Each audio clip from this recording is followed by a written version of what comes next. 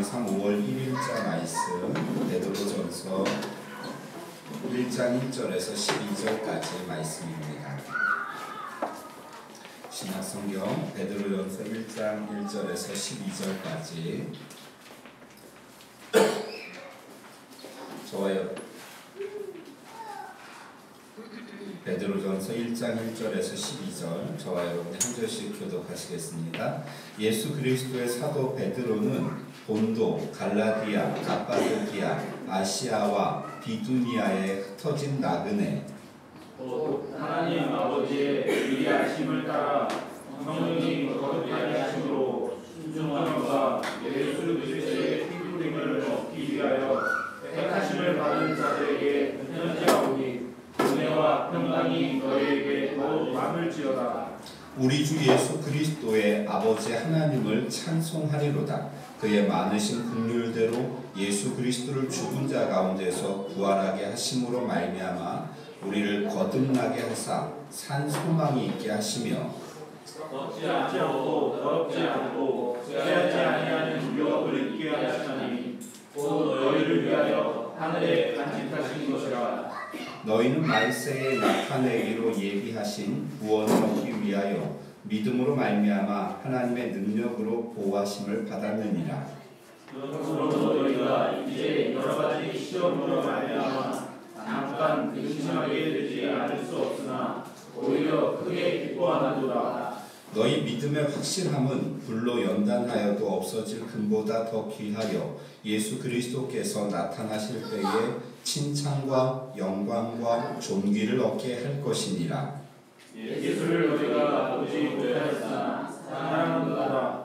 이제도 보지 못하나 믿고 말할 수 없는 영광스러운 즐거움으로 기뻐하니 믿음의 결국 곧 영혼의 구원을 받음이라. 이 구원에 이하여는 너희에게 임할 은혜를 예언하던 선지자들이 연구하고 부지런히 살펴서 자기 속에 계신 그리스도의 영이 그 받으실 고난과 후에 받으실 영광을 미리 증언하여 누구를 또는 어떠한 때를 지시하시는지 상고하니라. 이 섬긴 바가 자기를 위한 것이 아니요 너희를 위한 것이니 계시로 알게 되었으니 이것은 하늘로부터 보내신 성령을 힘입어 복음을 전하는 자들로 이제 너희에게 알린 것이요 천사들도 살펴보기를 원하는 것이니라. 아멘. 보셨나요? 프로젝트? 이쪽으로 좀 넘겨주시고요. 우리가 사진을 몇 장 보도록 하겠습니다.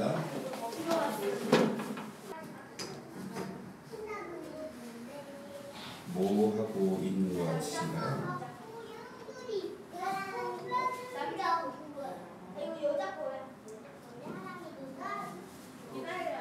네, 졸업식. 졸업은 아니고 수료식인데요. 이 다음 사진인가를 보면 어디서 많이 보던 데 아닙니까? 여기가 어디죠? 이 장소가? 그렇죠. 통일동산. 제가 이 사진을 보면서 통일동산 우리가 가끔 가정교회에서 이렇게 산책하던 그 통일동산 신천지 수료식입니다. 신천지 수료식. 졸업식 같다고 하셨죠? 이게 수료생들인데요. 몇 개월 공부했냐면 한 6개월 정도 공부한 신천지 전체가 아니라 12지파가 있는데 12제자가 있고 그 12지파가 있죠. 12지파의 각 지파 중에 하나의 그 수료식입니다. 여기가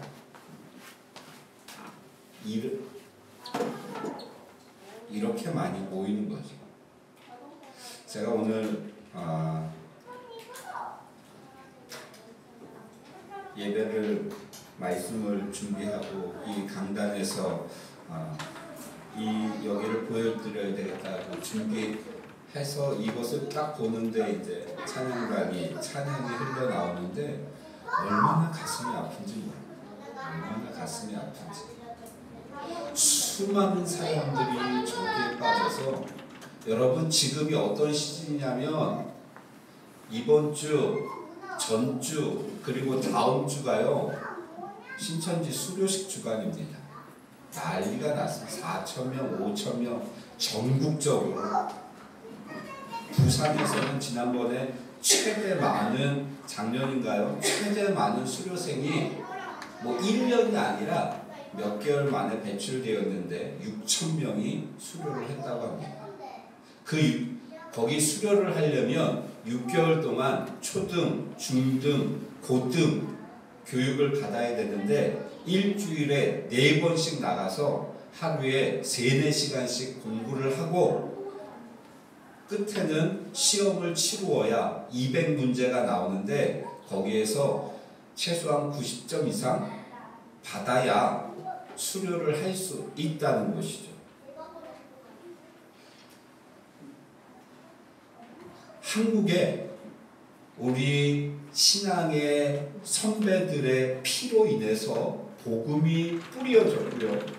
그리고 우리가 그 열매로 인하여서 신앙생활을 하는 이러한 시대를 살아가고 있는데 복음만 뿌려진 게 아니라 여러분 악한 것까지 같이 뿌려져서 복음만 자라는 것이 아니라 이 쭉정이들 거짓 것들이 함께 자라서 사람들을 유혹하고 미혹하고 있다는 것이죠. 신천지 하나만 보더라도 이런데 요즘은 또 뭐 하나님의 교회라든지 이런 것들이 난리를 치고 있는 이 시대에 우리가 정신을 똑바로 차리고 신앙생활을 하지 않으면 여러분 이 사람들은 6개월 훈련 받고요. 6개월 훈련 받고 뭐 하냐면 나가서 전도합니다. 이 수료식에 참석하기 위해서는요. 한 사람을 전도하지 않으면 수료를 할 수가 없습니다. 그것은 무엇을 이야기하냐? 이 수많은 사람들, 이 사람들만큼 또 교육받을 사람들이 있다는 것을 의미하고 있는 것입니다. 저는 그런 것들을 보면서 제 자신에 대해서도 좀 화가 나고요. 참 한심하게 목회하고 있는 게 아닌가라는 자괴감도 들고요.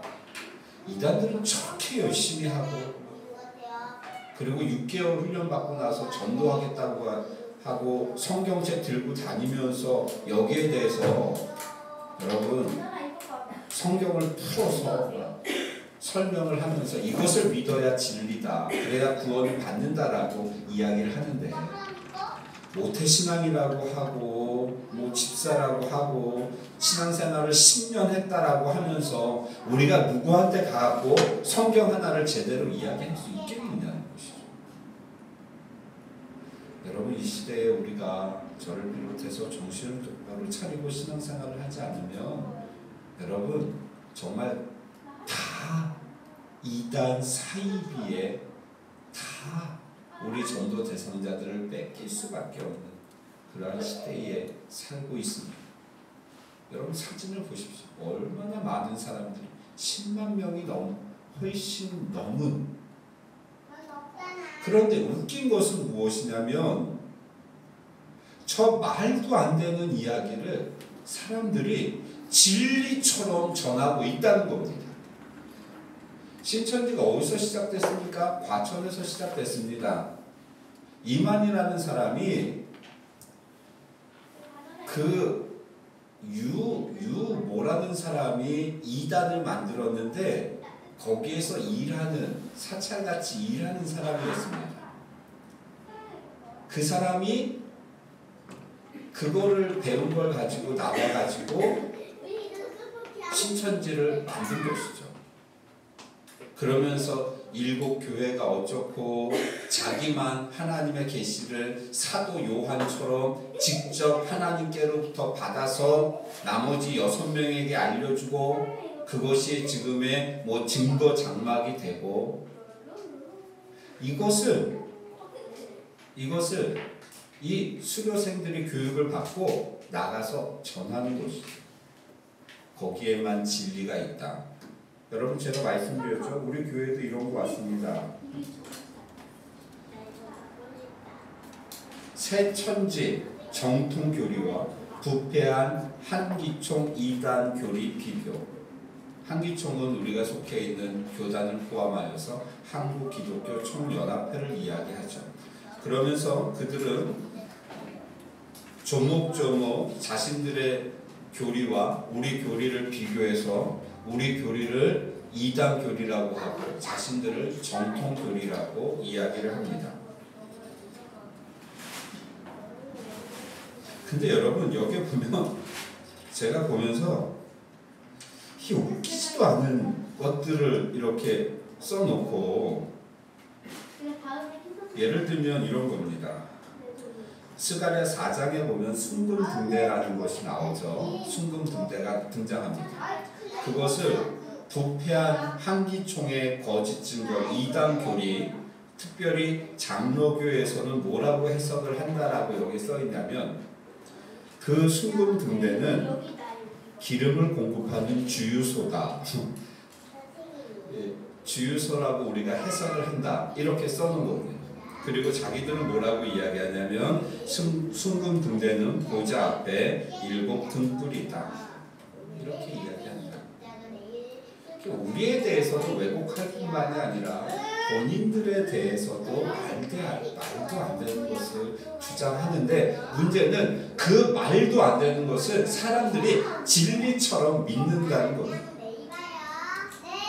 오늘날 진리를 가진 자들은 사이비처럼 신앙생활을 하고요. 사이비 신앙을 가지고 있는 사람들은 진리를 믿듯이 신앙생활을 하고 있는 이러한 안타까운 시기를 우리가 보내고 있습니다.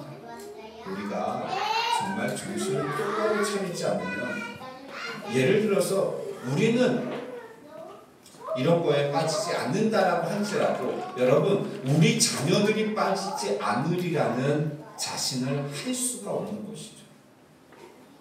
대학가가 난립니다. 여러분. 지금 여러분 여기서 보신 그 사진들 중에 거의 많은 사람들이 대학 청년들입니다. 우리가 주일에 그 수료식 장면 인터뷰도 좀 보려고 하는데 거기에서도 보면 그 찍힌 장면들 거진 젊은 아이들입니다. 그 아이들이 빠집니다. 그러면서 뭐라고 이야기하냐면 제가 10년 동안 기성교회 다녔는데 아무것도 몰랐는데 거기 가서 말씀을 공부하고 보니까 첫날 진리를 깨달았습니다. 이렇게 이야기하고 있는 것이죠. 여러분 우리가 신앙생활을 바로 하고 성경을 제대로 알고 또 우리의 믿음을 제대로 뻔하게 지키지 않으면 우리의 신앙이 흔들릴 뿐만이 아니라 우리 자녀들의 신앙까지 흔들릴 수 있는 그런 시대를 살아가고 있다는 것이죠. 우리 오늘 본문 말씀 보겠습니다. 베드로전서 우리가 이번 달은 베드로 전후서와 스가랴서를 공부하게 될 텐데요.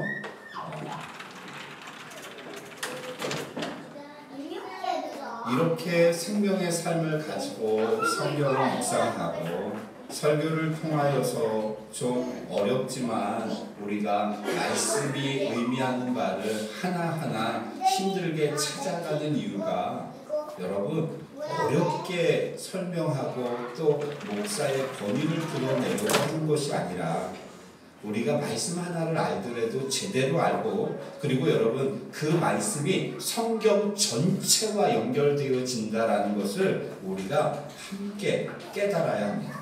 그래서 오늘 본문의 말씀은요 따로 떨어진 것이 아니라 성경 전체와 오류가 있어서는 안 됩니다. 성경 전체의 사상과 연결되어져야 되죠. 어느 성경의 어느 부분을 보더라도 다른 것과 대립되어서는 안 된다는 겁니다. 성경의 사상을 또 이 성경 전체 속에서 주시는 하나님의 말씀의 의미를 우리가 바로 깨달을 수 있는 성도님들이 되시기를 주의 이름으로 축원합니다. 자, 베드로 전서요. 베드로 전서를 여러분들이 보실 때는 어디를 보시냐면 여러분 생명의 상 받으신 데에 앞부분을 보시면 잘 설명이 되어져 있습니다. 한눈으로 보는 성경. 우리가 왜 이러한 생명의 삶을 가지고 묵상을 합니까? 제가 일일이 다 설명을 못 드리거든요. 그러면 이러한 생명의 삶 앞부분, 이러한 신학적인 부분들을 가지고 우리가 성경을 개인적으로 연구할 수 있는 정말 좋은 그러한 교재입니다. 자, 베드로전서 한눈으로 보는 성경을 보면 처음에 이렇게 되어 있죠. 어떻게 고난을 맞이할 것인가. 이게 베드로전서의 주제입니다. 베드로전서를 보실 때는 성도들이 삶의 고난을 어떻게 맞이할 것인가.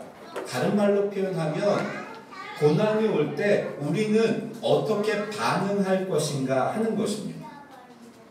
삶에 어려움이 올 때 나는 어떻게 반응하면서 살아야 할 것인가에 대한 말씀이 이 베드로전서 말씀이라는 것이죠. 여러분 저를 보십시오. 잘 사는 것은요, 평안하고 아무 문제 없이 사는 것이 잘 사는 것이 아닙니다. 아멘이신가요? 별로 아멘이 안 되시나요?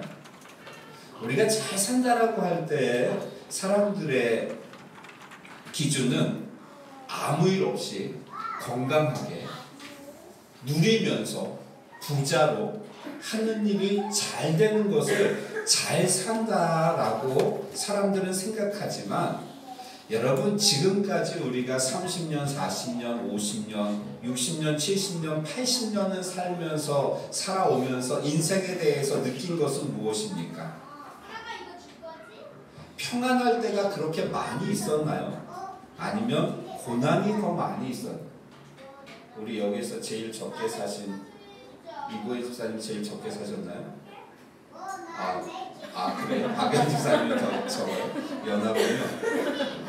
지금까지 30몇 년 살아오면서 평안할 때가 많았나요? 힘들 때가 많았나요? 저 짧은 인생 가운데도 힘들 때가 더 많았죠. 여러분, 그것이 인생입니다. 그것이 삶입니다. 그런데 사람들은 평안한 것이 잘 사는 것으로 생각을 하고, 고난이 오면 내 인생은 왜 이런가 라고 생각을 하는데, 원래 인생은요 고난입니다.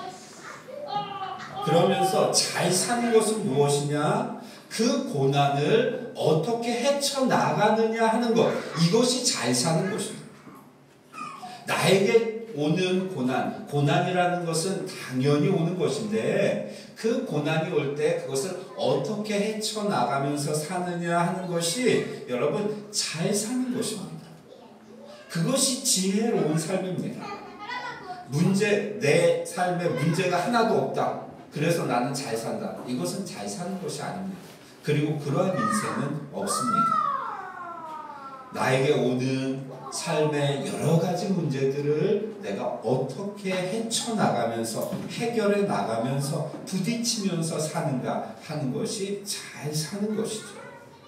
오늘 본문 속에서는 이 베드로전서는 그러면 우리는 어떻게 해야 그 고난을 잘 헤치며 살 것인가에 대한 것을 말씀하고 있는 것이죠. 베드로 사도가 누구에게 이야기합니까? 1절 말씀해 보니까 사도 베드로가 이야기하죠. 본도, 갈라디아, 갑바도기아, 아시아와 비두니아에 흩어진 나그네. 여기는 소아시아를 이야기합니다. 소아시아, 여러분 아시죠? 현재의 어느 지역? 터키입니다. 에게해 연안에 그 여러 개의 섬으로 되어 있는 그 섬들, 그리고 이라크의 북부 지역을 통틀어서 소아시아라고 이야기합니다. 근데 엄마가 나 뿡뿡뿡이라고 해. 신천지가 계시록 1장이죠. 계시록을 이야기하면서 뭐라고 이야기했냐면,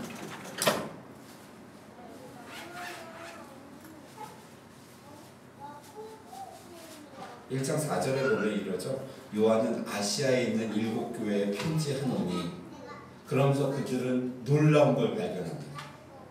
아시아라는 말이 나왔다는 것이죠. 그 아시아에 누가 있습니까? 지금 이만희가 있는 것이죠. 그 이만희가 아시아에서 나왔다, 이겁니다. 그들은 계시록 1장을 보면서 엄청난 걸 발견하는 것이죠. 그런데 여기서 아시아는요, 여러분 소아시아요, 그 터키지요. 그러면 그들이 이야기하는 대로 하면 우리나라가 아니라 터키에서 나왔어야 됩니다. 소아시아, 그 터키 지역을 이야기하죠. 자, 베드로가 그 흩어진 나그네들에게 편지를 하는 겁니다. 그래서 2절에 보니까 편지하노니, 편지입니다. 누구에게 쓰냐면 그 흩어진 나그네. 그들은 곧 누굽니까? 2절 말씀에 보니까 곧 하나님 아버지의 미리하심을 따라 성령이 거룩하게 하심으로 순종함과 예수 그리스도의 핏부림을 얻기 위하여 택하심을 받은 자들에게 편지하노니 은혜와 평강이 너희에게 더욱 많을지어다. 성경을 한 구절 보실 때 여러분 자세히 보십시오. 자세히 보시면 그 한 구절이 성경 전체와 연결되어집니다. 2절 말씀, 특별히 2절 말씀을 보면 어떻게 연결되어집니까? 본문에는 2절에는 하나님 아버지의 미리하심, 성령의 거룩하게 하심, 예수 그리스도의 핏부림, 성부, 성자, 성령, 이 성부, 성자, 성령을 통하여서 우리가 어떻게 되었다는 겁니까? 택하심을 받았다. 구원을 받았다는 겁니다. 우리를 구원하시기 위하여 하나님이 미리 하시고 성령님이 거룩하게 하시고 인치시는 것이죠. 예수 그리스도께서 십자가에 피 흘려서 피를 뿌리셨다. 이것을 말씀하는 겁니다. 성경을 한 구절을 전체와 연결시키실 때는 여러분 이렇게 연결시키셔서 이것이 우리의 구원을 이룬 것입니다. 신천지처럼 무슨 여기에 비유와 비사 이런 말들 하는 사람들 다 신천지입니다. 비유와 비사. 성경은 비유와 비사만 있는 것이 아닙니다. 그냥 진리 자체가 있습니다. 그래서 이 하나님의 미리하심, 성령의 거룩하게 하심, 인치심을 이야기하죠. 예수의 피 뿌리심, 이것을 통하여 삼위일체의 사역을 통하여서 우리가 구원을 받았다는 것을 말씀하고 있는 것이죠.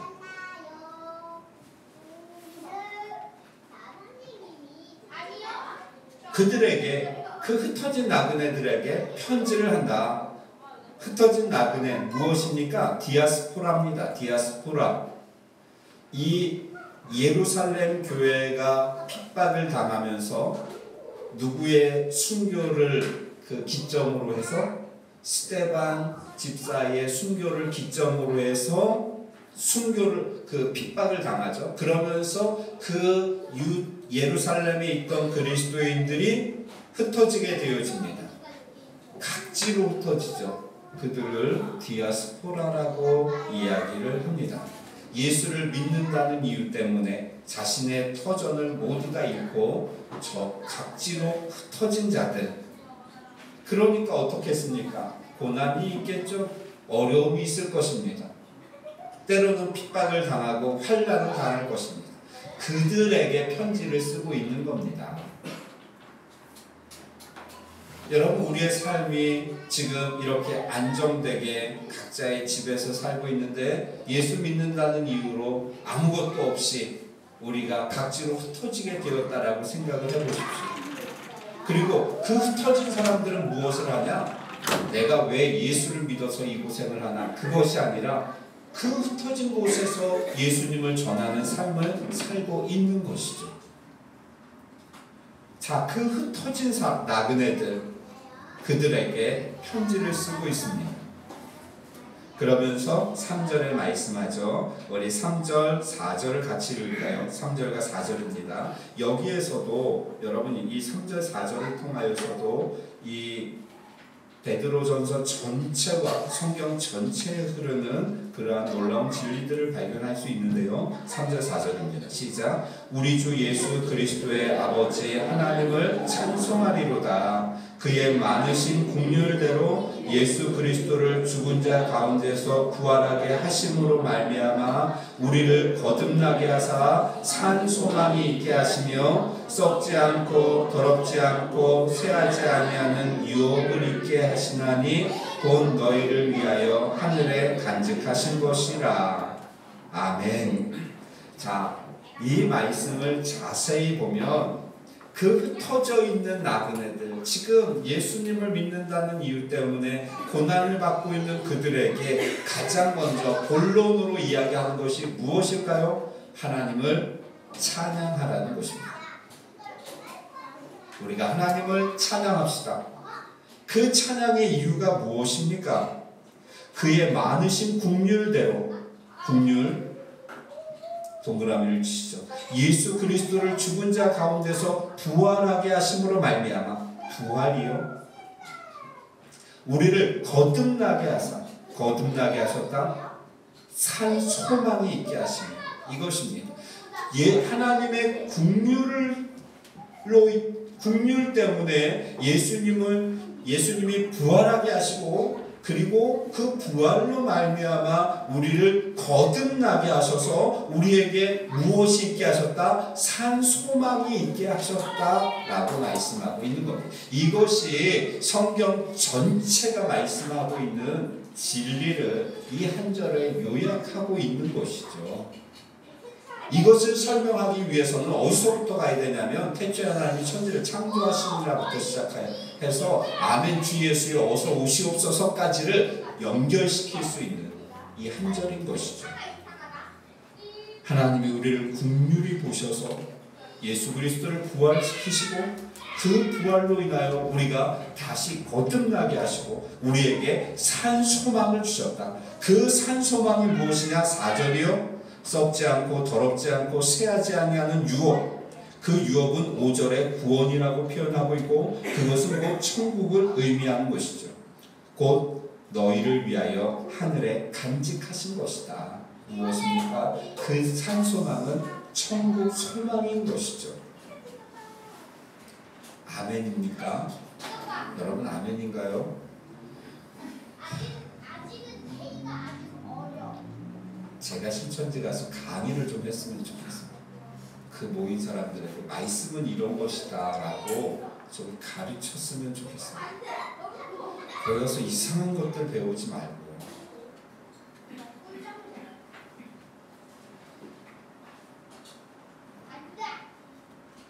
그런데 더 놀라운 것은 5절에 기록되어져 있죠. 너희는 말세에 나타내기로 예비하신 구원을 얻기 위하여 믿음으로 말미암아 하나님의 능력으로 보호하심을 받았다. 이렇게 말씀하고 있는 것입니다. 자, 그러면 2절부터 여러분 이 말씀을 연결시켜 본다면 하나님이 미리 하시고 성령이 거룩하게 하셔서 예수 그리스도의 핏뿌림으로 택하심을 받은 우리들을 하나님이 긍휼히 보시고 예수 그리스도의 부활을 통하여서 우리를 거듭나게 하셔서 산 소망이 있게 하심으로 천국까지 우리를 인도하신다라고 말씀하셨는데 5절 말씀해 보니까 그 천국까지 우리를 인도하시기 위하여서 하나님의 능력으로 우리를 보호하신다. 이것을 말씀하고 있는, 이것을 지난주 금요일에 우리가 들었던 칼빈의 5대 교리 중에 5번째 무엇이죠? 성도의 견인이라고 하는 것입니다. 하나의 말씀은요 전체 말씀과 연결되어집니다. 그래서 우리가 하나의 말씀을 제대로 잘 알면 성경 전체를 우리가 이해할 수 있는 것이죠. 그리고 그 성경 전체는 우리 하나의 말씀을 이해하기 위해서 또 존재하는 것입니다. 하나님은 성도를 구원하시기 위해서 구하시는 줄로 믿습니다. 그래서 이 베드로전서의 주제인 고난으로 넘어가는 겁니다. 1절부터 5절까지는 천국을 향해 가는 나그네 삶을 이야기하면서 우리는 이렇게 구원을 받은 자이고 하나님이 우리를 보호하신다. 이것을 말씀하시면서 이제 6절부터 9절까지는 그래서 너희가 그 고난을 받을지라도 기뻐하라 라고 말씀하고 있는 것이죠. 그래서 6절 같이 읽을까요? 6절입니다. 시작. 그러므로 너희가 여태 여러 가지 시험으로 말미암아 잠깐 근심하게 되지 않을 수 없으나 오히려 크게 기뻐하는도다. 아멘. 이 말씀이 이해가 되시죠?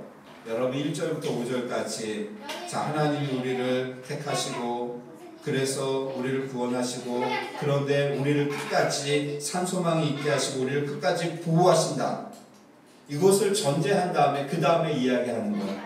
그렇기 때문에 그러므로 6절에 그러므로 너희가 고난으로 인하여서 여러 가지 시험 때문에 잠깐 근심할 수는 있다.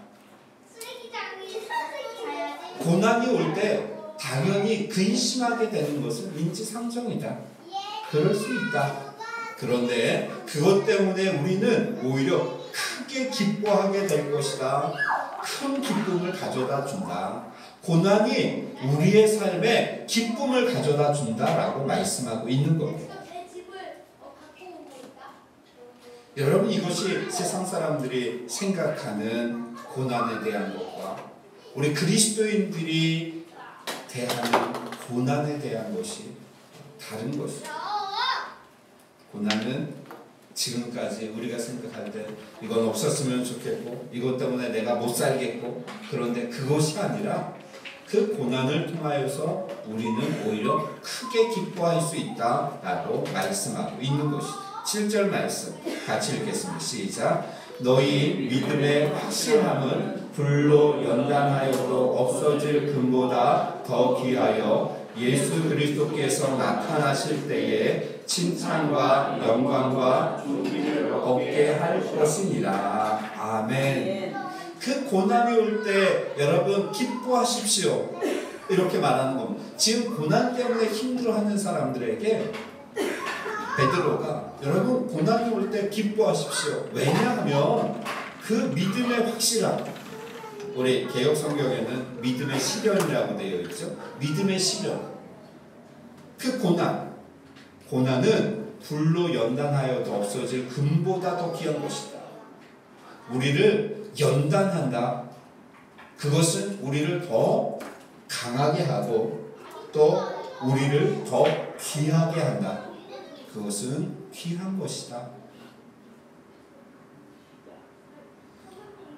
여러분 지금까지 우리가 인생을 살면서 어느 때 우리가 강해졌습니까? 평안할 때 강해지던가요? 아니면 고난이 올 때 강해지던가요? 여러분 평안할 때는 몸도 마찬가지입니다. 평안할 때는 살만 찝니다. 그런데 우리가 운동을 하면서 힘들게 트레이닝을 하고 하면 우리를 강하게 만드는 것이죠. 그러니까 지금부터 우리가 고난을 대하는 우리의 태도가 바뀌어야 되고요. 우리의 시각이 바뀌어야 하는 겁니다.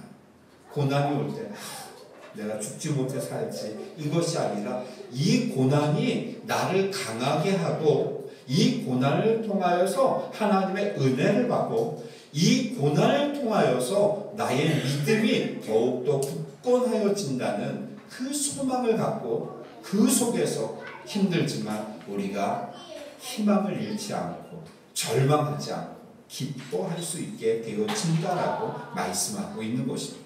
더군다나 주님이 오실 때는 어떻게 되느냐?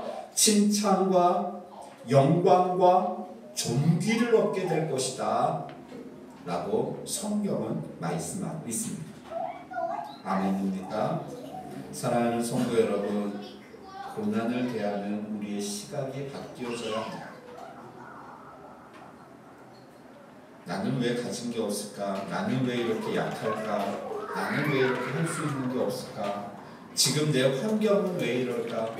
이것을 탓할 것이 아니라 여러분 그 어려움을 주는 그 고난의 문제가 나를 강하게 하고 믿음으로 나를 세운다는 것을 우리가 깨달아서 그 속에서 잠깐 근심은 할 수 있지만 오히려 기뻐할 수 있는 믿음의 성도님들이 되시기를 주의 이름으로 축원합니다. 8절 말씀 우리 읽고 8절과 9절 말씀. 자, 고난 속에 견딜 수 있는 첫 번째 이유는 소망이었죠. 산소망, 천국의 소망. 우리 흩어진 나그네들이 고난을 이길 수 있는 소망이 있기 때문이다. 그 고난이 또한 우리에게 힘을 준다. 그리고 마지막 우리가 고난을 이길 수 있는 세 번째는 8절 말씀 같이 읽겠습니다. 시작. 예수를 너희가 보지 못하였으나 사랑하는도다. 이제도 보지 못하나 믿고 말할 수 없는 영광스러운 즐거움으로 기뻐하니 9절. 믿음의 결국 곧 영혼의 구원을 받으리라. 아멘.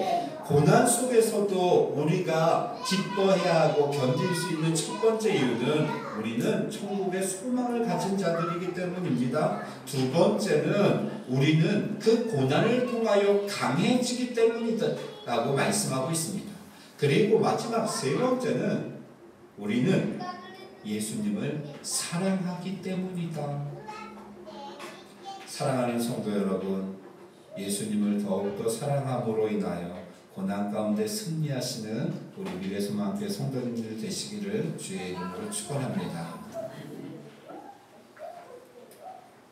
그래서 9절에 믿음의 결국, 믿음의 결과는 영혼의 구원을 받게 되어진다라고 말씀하고 있습니다. 베드로전서를 성도님들 읽으신 분들도 계시겠지만 이번 말씀을 묵상하면서 한 번 더 깊이 있게 묵상해 보십시오. 하나님이 주시는 풍성한 은혜들이 넘쳐날 줄로 믿습니다. 고난 가운데 우리를 승리케 하시는 주님의 능력과 소망이 우리 성도님들에게 넘쳐나시기를 주의 이름으로 축원합니다. 기도하겠습니다.